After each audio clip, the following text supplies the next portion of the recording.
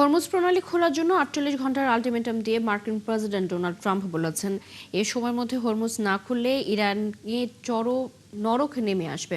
তবে ট্রাম্পের আলটিমেটামকে অসহায় ও দিশেহারা উল্লেখ করে প্রত্যাখ্যান করেছে ইরান। একই সাথে দেশটি জানিয়েছে, এই যুদ্ধে বড় ধরনের চমক আসছে। এরই মধ্যে ইরানে আরও বড় হামলা চালানোর প্রস্তুতি নিয়েছে ইসরায়েল। সৃষ্টি ঘটকের রিপোর্ট। ইরানের খুজেস্তান প্রদেশের মাহশাহর বিশেষ পেট্রোকেমিক্যাল অঞ্চলে হামলা চালিয়েছে ইসরায়েল ও যুক্তরাষ্ট্রের সেনারা। স্থানীয় সময় শনিবার সকালে প্রাদেশিক রাজধানী আহভাজের পূর্ব ও পশ্চিমে ৩টি বিস্ফোরণ ঘটে। এ ঘটনার কিছুক্ষণ পরই মাহশাহর পেট্রোকেমিক্যাল কারখানায় আরও ৩টি শক্তিশালী বিস্ফোরণ ঘটে। এতে ক্ষয়ক্ষতির পরিমাণ সম্পর্কে এখনো জানা যায়নি, তবে হতাহতের আশঙ্কার কথা জানিয়েছে ইরান। পরে দেশটির খোররাম শাহের সীমান্ত বাণিজ্য terminal, Abu Ali petrochemical complex ও বন্দরে ইমাম খোমেনি স্থাপনায় হামলা হয়। এতে অনেক ক্ষয়ক্ষতি হয় এবং কয়েকজন আহত হন।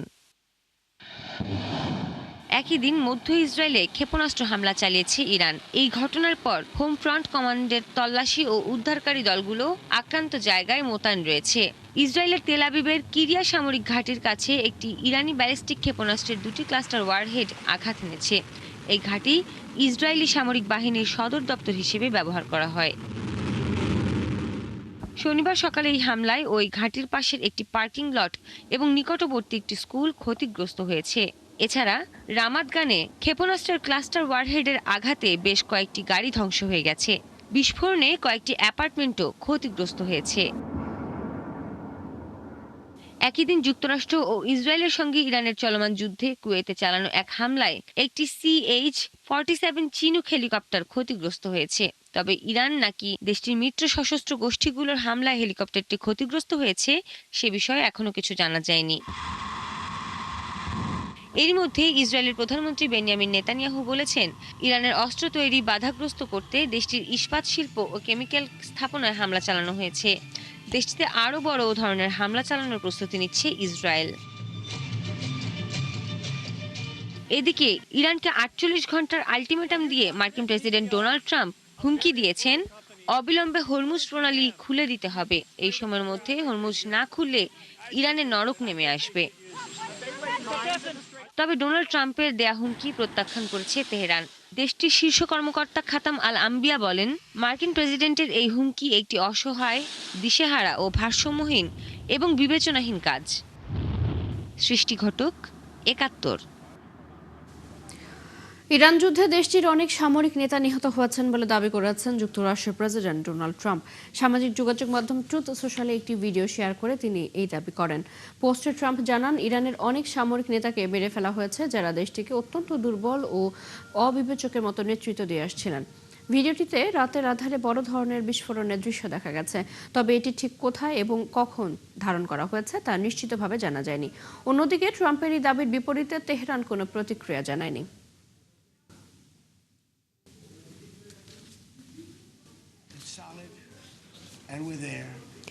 ইরানের সাবেক IRGC প্রধান জেনারেল কাসেম সুলাইমানির 2 স্বজনকে যুক্তরাষ্ট্রে গ্রেপ্তার করা হয়েছে বলে জানিয়েছে মার্কিন পররাষ্ট্র দপ্তর।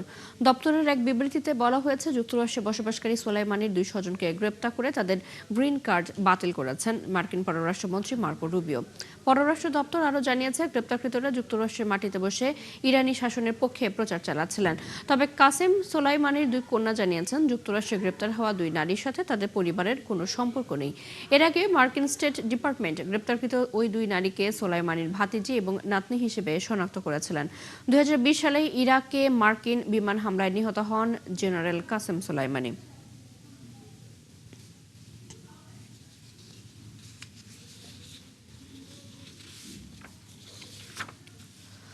ইরানের বুশেহর পারমাণবিক স্থাপনায় যুক্তরাষ্ট্র ইসরায়েলের হামলার তীব্র নিন্দা জানিয়েছে রাশিয়া। রুশ পররাষ্ট্র মন্ত্রণালয়ের মুখপাত্র মারিয়া জাকারোভা এই হামলাকে অসৎ ও নিন্দনীয় কাজ হিসেবে উল্লেখ করেছেন। তিনি বলেন, এতে প্রাণহানির ঘটনা ঘটেছে এবং এ ধরনের হামলা অবিলম্বে বন্ধ করতে হবে। মারিয়া বলেন, ইরানের পারমাণবিক স্থাপনাগুলোর উপর হামলা আন্তর্জাতিক নিরাপত্তার জন্য গুরুতর হুমকি তৈরি করছে। এদিকে রাশিয়ার রাষ্ট্রীয় পারমাণবিক সংস্থা রোসাটম জানিয়েছে, হামলার পর তারা বুশেহর কেন্দ্র থেকে 198 জন কর্মীকে সরিয়ে নেওয়ার প্রক্রিয়া শুরু করেছে।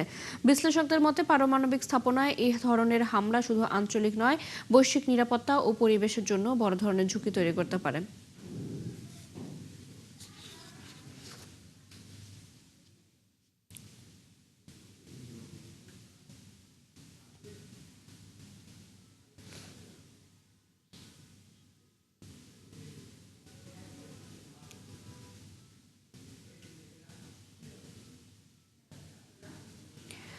ইসরায়েল ও যুক্তরাষ্ট্রের হামলার ভয়াবহ প্রভাব পড়েছে ইরানের শিক্ষা ও গবেষণা খাতে।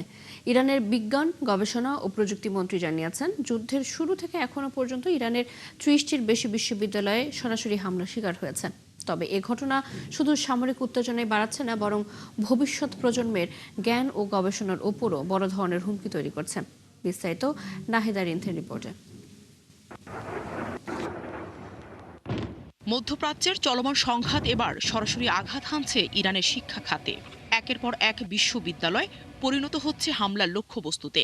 ইরানের বিজ্ঞান মন্ত্রীর দাবি, যুদ্ধ শুরুর পর থেকে ইসরায়েল ও যুক্তরাষ্ট্রের যৌথ হামলায় ক্ষতিগ্রস্ত হয়েছে ৩০টিরও বেশি উচ্চশিক্ষা প্রতিষ্ঠান। ফেব্রুয়ারির শেষ দিকে শুরু হওয়া যুদ্ধের পর থেকে ধারাবাহিক বিমান হামলায় এসব শিক্ষা প্রতিষ্ঠান সরাসরি লক্ষ্যবস্তুতে পরিণত হয়েছে। ইরানের বিজ্ঞানমন্ত্রী অভিযোগ করেন, কোনো সামরিক লক্ষ্যবস্তু না হয়েও পরিকল্পিতভাবে শিক্ষা ও গবেষণার জন্য অপরিহার্য কাঠামো এবং বেসামরিক স্থানগুলোতে হামলা চালানো হচ্ছে। ফলে বর্তমানে লাখ লাখ স্কুল ও কলেজ শিক্ষার্থী এবং বিশ্ববিদ্যালয় পর্যায়ের ছাত্রছাত্রীরা তাদের শিক্ষা ও গবেষণা কার্যক্রম থেকে বঞ্চিত হচ্ছেন। একটি সভ্য দেশ এবং একটি সভ্য সরকার কখনো জ্ঞান ও গবেষণার কেন্দ্রকে লক্ষ্যবস্তুতে পরিণত করতে পারে না। এদিকে ইরানের পক্ষ থেকে দাবি করা হচ্ছে, এই হামলার মূল উদ্দেশ্য হলো দেশটির বৈজ্ঞানিক ও সাংস্কৃতিক ভিত্তিকে দুর্বল করে দেওয়া। গত শুক্রবার ইরানের রাজধানী তেহরানের উত্তরাঞ্চলে অবস্থিত শাহিদ বেহেশতি বিশ্ববিদ্যালয়ে হামলা চালানো হয়েছে। সেখানকার একটি গবেষণা ভবন ক্ষতিগ্রস্ত হয়েছে বলে জানা গেছে। যুদ্ধের ১২ দিনের মাথায় তারা আমাদের অধ্যাপকদের হত্যা করেছে, তারপরও তারা তাদের লক্ষ্য অর্জন করতে পারেনি। এখন তারা আমাদের বৈজ্ঞানিক অবকাঠামো ও লক্ষ্যবস্তু ধ্বংস করতে শুরু করেছে। সব মিলিয়ে ইরানে এখন পর্যন্ত ৩০টিরও বেশি বিশ্ববিদ্যালয় সরাসরি হামলা হওয়ায় দেশটির শিক্ষা ও গবেষণা ব্যাহত হচ্ছে। এমন অবস্থায় চলমান পরিস্থিতি ক্রমেই জটিল হয়ে উঠছে এবং এই সংঘাতের প্রভাব সরাসরি শিক্ষা প্রতিষ্ঠানগুলোর উপরও মারাত্মকভাবে প্রভাব ফেলছে। তবে ইসরায়েল এই হামলাগুলোর পক্ষে দাবি করেছে, এটি ইরানের পারমাণবিক কর্মসূচিকে বাধাগ্রস্ত করার একটি বৃহত্তর প্রচেষ্টার অংশ। অপরদিকে যুক্তরাষ্ট্র বরাবরের মতোই দাবি করে আসছে, তাদের বাহিনী কখনই ইচ্ছাকৃতভাবে বেসামরিক লক্ষ্যবস্তুতে হামলা চালায় না।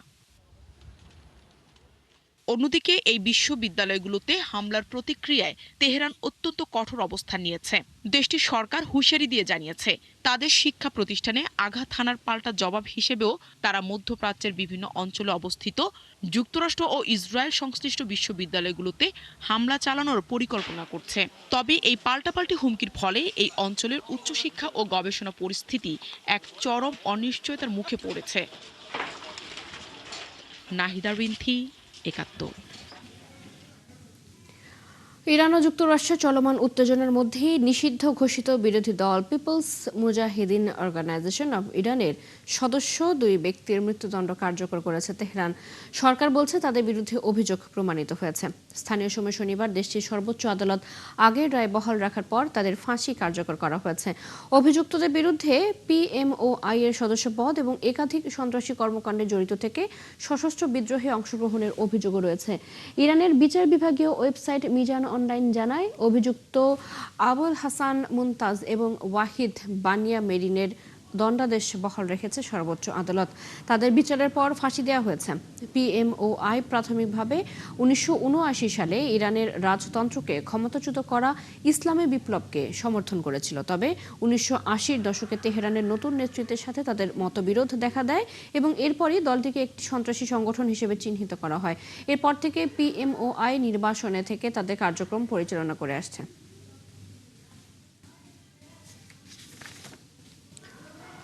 ইরানে চলমান সংঘাতে এবার সরাসরি আঘাত আনা হচ্ছে চিকিৎসা খাতে।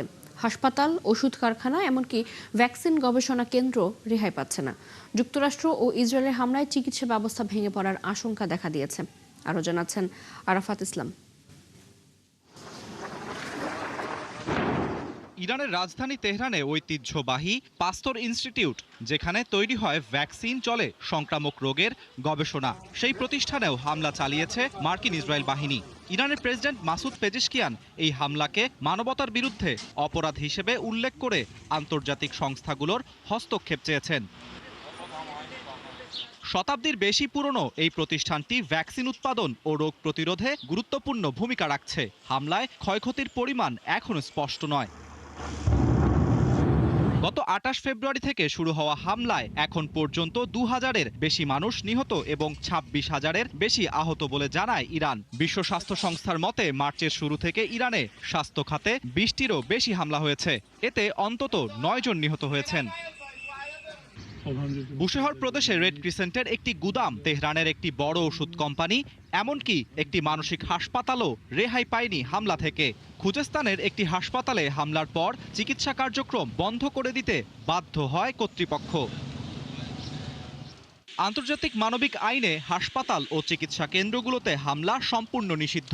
২০১৬ সালে জাতিসংঘ নিরাপত্তা পরিষদের একটি প্রস্তাবেও এ ধরনের হামলার নিন্দা জানানো হয়। শুধু ইরান নয়, লেবাননেও স্বাস্থ্যকর্মী ও চিকিৎসা স্থাপনাগুলো লক্ষ্য করে হামলার অভিযোগ রয়েছে। বিশ্লেষকরা বলছেন, স্বাস্থ্য খাতে এ ধরনের হামলা শুধু মানবিক সংকটই বাড়াচ্ছে না, বরং দীর্ঘমেয়াদে পুরো অঞ্চলের জনস্বাস্থ্যের উপর ভয়াবহ প্রভাব ফেলতে পারে। আরাফাত ইসলাম, ৭১। হোয়াইট হাউসে বলরুমের নিচে বিশাল গোপন বাংকার নির্মাণ করা হচ্ছে। এ তথ্য নিজেই প্রকাশ করেছেন মার্কিন প্রেসিডেন্ট ডোনাল্ড ট্রাম্প। পরিকল্পিত বলরুম প্রকল্প নিয়ে সমালোচনার মুখে গোপন এসব তথ্য প্রকাশ করেছেন তিনি। কঠোর নিরাপত্তা সহ গুরুত্বপূর্ণ চিকিৎসার সুবিধা থাকবে বাংকারটিতে। $40 কোটি ব্যয়ে বলরুম প্রকল্পের ওপরের অংশ নিয়ে জনমনে ব্যাপক কৌতূহল থাকলেও এর ভূগর্ভস্থ অংশটি সবচেয়ে জটিল ও ব্যয়বহুল হতে পারে বলে মনে করছেন বিশ্লেষকরা। হোয়াইট হাউসের ইস্ট উইংয়ের কিছু অংশ ভেঙে ফেলা হয়েছে, সেখানে ট্রাম্পের জন্য তৈরি করা হচ্ছে নতুন বলরুম। আর এই বলরুমের নিচে নির্মাণ করা হচ্ছে বিশাল বাংকার। সম্প্রতি হোয়াইট হাউসের ব্যয়বহুল সংস্কার কাজ নিয়ে সমালোচনা করেন মার্কিন প্রেসিডেন্ট ডোনাল্ড ট্রাম্প। এই বিতর্কে বাড়তি মাত্রা যোগ করে প্রেসিডেন্টের পরিকল্পিত বলরুম তৈরির কাজ।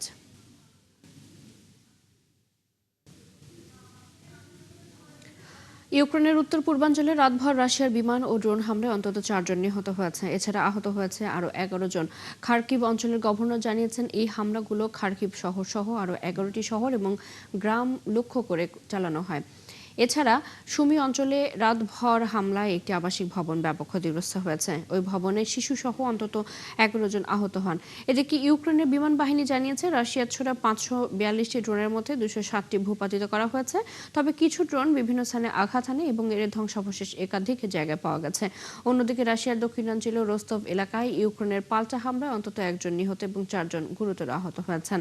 স্থানীয় কর্তৃপক্ষ জানিয়েছে, আহতদের মধ্যে ৩ জন রুশ নাগরিক এবং ১ জন বিদেশি নাগরিক রয়েছেন, যাদের অবস্থা আশঙ্কাজনক। ইরানের মিসাইলে বিধ্বস্ত হয়েছে যুক্তরাষ্ট্রের একটি F-15 এবং একটি A-10 যুদ্ধবিমান। ঘটনা দুটো আলাদা, তবে ফলাফলটা একই, যুক্তরাষ্ট্রের ক্ষতি। এরপর যুক্তরাষ্ট্রের হারানো অত্যাধুনিক যুদ্ধবিমানের সংখ্যা দাঁড়ালো 7-এ। আর কি হারালো যুক্তরাষ্ট্র, জানাচ্ছেন আফসানা শাওন। মধ্যপ্রাচ্যে ইসরায়েল ও যুক্তরাষ্ট্র যে যুদ্ধ বাঁধালো, তাতে কি কেবল ইরানই ক্ষতিগ্রস্ত হচ্ছে? মোটেও তা নয়, ক্ষতি হচ্ছে ইসরায়েল আর যুক্তরাষ্ট্রেরও।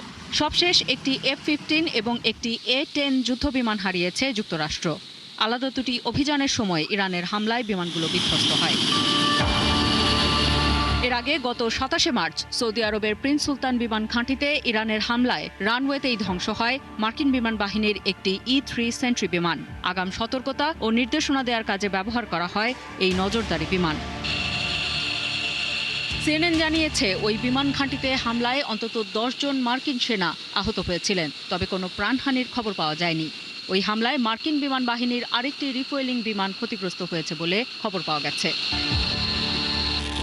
গত ১২ই মার্চ ইরাকের আকাশসীমায় একটি KC-135 রিফুয়েলিং বিমান বিধ্বস্ত হয়। তখন মার্কিন বিমান বাহিনীর ৬ সদস্য নিহত হন। মার্কিন সামরিক বাহিনী জানায়, মাঝ আকাশে জ্বালানি সরবরাহকারী বিমানটি শত্রু বা মিত্রের গুলিতে ভূপাতিত হয়নি, বরং অপারেশন এপিক ফিউরিতে অংশ নেওয়ার সময় অন্য একটি বিমানের সঙ্গে দুর্ঘটনায় পড়েছিল এটি। তবে দ্বিতীয় বিমানটি পাশের একটি দেশে নিরাপদেই অবতরণ করেছে বলে জানায় তারা। গত ২রা মার্চ কুয়েতের আকাশ প্রতিরক্ষা ব্যবস্থার ভুলে ৩টি মার্কিন F-15 যুদ্ধবিমান ভূপাতিত হয়। অবশ্য ৩টি যুদ্ধবিমানের ৬ জন ক্রুই নিরাপদে বেরিয়ে আসতে সক্ষম হয়েছিলেন। মার্কিন প্রতিরক্ষা মন্ত্রী পিট হেগসেথ এ সপ্তাহে জানিয়েছেন, তাদের মধ্যে ৩ পাইলট ইরানের ওপর বিমান হামলায় যোগ দিতে আবারও কাজে ফিরেছেন। এছাড়া গত মাসে মধ্যপ্রাচ্যে যুক্তরাষ্ট্রের একটি বিমান ঘাঁটিতে একটি মার্কিন F-35 যুদ্ধ বিমান জরুরি অবতরণ করে। ইরানের আকাশ প্রতিরক্ষা ব্যবস্থার হামলায় যুদ্ধ বিমানটি ক্ষতিগ্রস্ত হয়েছিল বলে ধারণা করা হয়। আফসানা শাওন, ৭১। আকাশে বিপদের মুখে পড়লে পাইলটরা আসলে কি ভাবেন, কিভাবে তারা নিজেদের বাঁচানোর চেষ্টা করেন, বিশেষ করে যদি শত্রু ভূখণ্ডে অবতরণ করতে হয়। সম্প্রতি ইরানের দক্ষিণ পশ্চিমাঞ্চলে একটি মার্কিন যুদ্ধ বিমান ভূপাতিত হওয়ার খবরের পর এই বিষয়টি আবারও আলোচনায় এসেছে। এই বিষয়ে আরও জানাচ্ছেন দেওয়ান মুবাশশিরা হোসেন। ভূপাতিত হওয়ার মুহূর্তটি যে কোনো যুদ্ধ বিমান পাইলটদের জন্য অত্যন্ত সংকটপূর্ণ। কয়েক সেকেন্ডের মধ্যেই তাকে নিতে হয় গুরুত্বপূর্ণ সিদ্ধান্ত, কিভাবে বাঁচবেন আর কিভাবেই বা নিজেকে শত্রুর হাত থেকে রক্ষা করবেন। ইরানের দক্ষিণ পশ্চিমাঞ্চলে একটি মার্কিন যুদ্ধ বিমান ভূপাতিত হওয়ার ঘটনাকে ঘিরে সামনে এসেছে এই প্রশ্ন। যুক্তরাষ্ট্রের বিমান বাহিনীর অবসরপ্রাপ্ত ব্রিগেডিয়ার জেনারেল হিউস্টন ক্যান্টওয়েলের মতে প্রথম প্রতিক্রিয়া হয় শক ও অবিশ্বাস। হঠাৎ আঘাত আর বিস্ফোরণের ফলে মুহূর্তের মধ্যেই পাইলট ককপিট ছেড়ে প্যারাশুটে ভেসে নামতে থাকেন, আর এই সময় থেকেই তার প্রশিক্ষণ কাজ করতে শুরু করে। প্যারাশুটে নামার সময় পাইলট চারপাশ পর্যবেক্ষণ করেন, কোথায় অবতরণ করছেন, কোথায় লুকানো যাবে, কোন এলাকা এড়িয়ে চলতে হবে, এসব বিষয়ে দ্রুত ধারণা নেন। অন্যদিকে অবতরণের সময় আঘাত পাওয়ার ঝুঁকি বেশি থাকে, তাই মাটিতে নামার পর প্রথম কাজ হয় নিজের শারীরিক অবস্থা যাচাই করা। এরপর শুরু হয় পরিস্থিতি মূল্যায়ন। তিনি শত্রু এলাকায় আছেন কিনা, কোথায় নিরাপদ আশ্রয় পাওয়া যেতে পারে, কিভাবে উদ্ধার বাহিনীর সঙ্গে যোগাযোগ করা সম্ভব, এসব সিদ্ধান্ত নিতে হয় দ্রুত। তবে সবচেয়ে গুরুত্বপূর্ণ লক্ষ্য থাকে আত্মগোপন করা এবং এমন একটি স্থানে পৌঁছানো যেখান থেকে উদ্ধার করা সহজে সম্ভব। আর এই পরিস্থিতিতে বেঁচে থাকা নির্ভর করে প্রশিক্ষণ, দ্রুত সিদ্ধান্ত এবং মানসিক দৃঢ়তার ওপর। দেওয়ান মুবাশশিরা হোসেন, ৭১। এবং বিশ্লেষণ নিয়ে দুপুর ১:৩০ আবারও হাজির হবে বিশ্বযোগ। চোখ রাখুন ৭১-এর ফেসবুক পেজে, সাবস্ক্রাইব করুন ৭১-এর ইউটিউব চ্যানেল। ৭১-এর সাথে থাকুন।